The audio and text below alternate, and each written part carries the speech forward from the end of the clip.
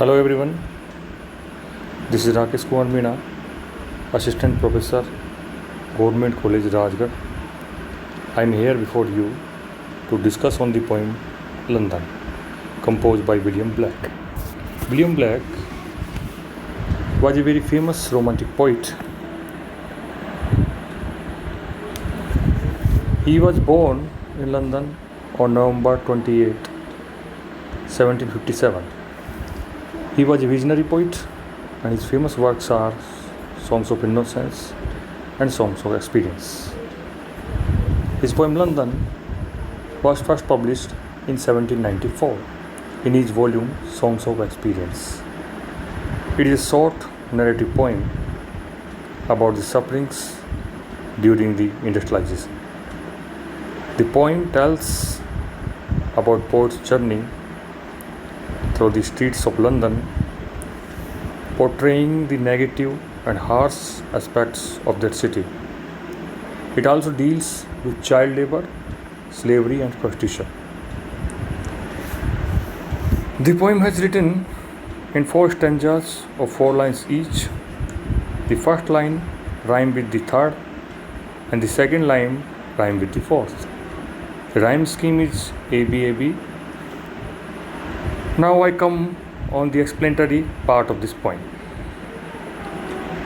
In the first stanza, the poet says, I wander through each chartered street, never near where the chartered Thames does flow, and mark in every face I meet marks of weakness, marks of woe.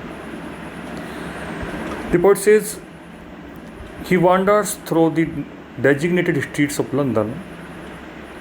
It brings the poet near the river Thames, which seems to have its course dictated, for it as it flows throughout the city. The speaker sees signs of resignation and sadness in the faces of every person that he passes by. In the next stanza, the poet says, in every cry of every man, in every infant's cry of fear, in every voice, in every band, the mind force manacles I hear. Means he hears this pain too in the crisis of man as well as of fearful newborn babies.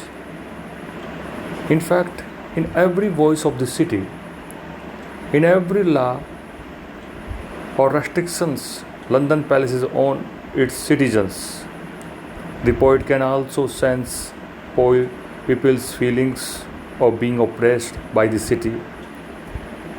In third stanza, which sees how the chimney sweepers cry, every blackening church appalls, and the helpless soldier's sigh runs in blood down palace walls.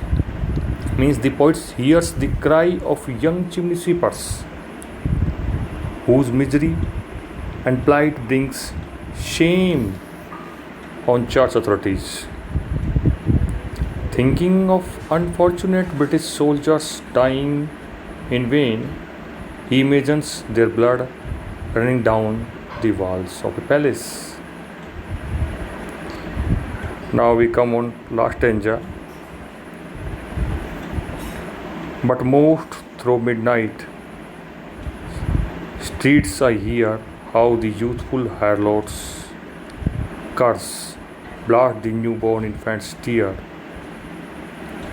and blights with plagues the marriage hears. The poet says he hears the midnight cries of young prostitutes who swear and curse at their situation. In turn, this miserable sound brings misery to their tearful newborn children. The poet also imagines this sound plaguing what the speaker calls marriage hears, a surreal imagined vehicle that carries love and death together. So it depicts a world of life and death, because a loveless marriage is no better than a dead body. Now I'm going to end this short video lecture, and I hope you have enjoyed, and we will meet again in next video. Till then, goodbye. Subratri.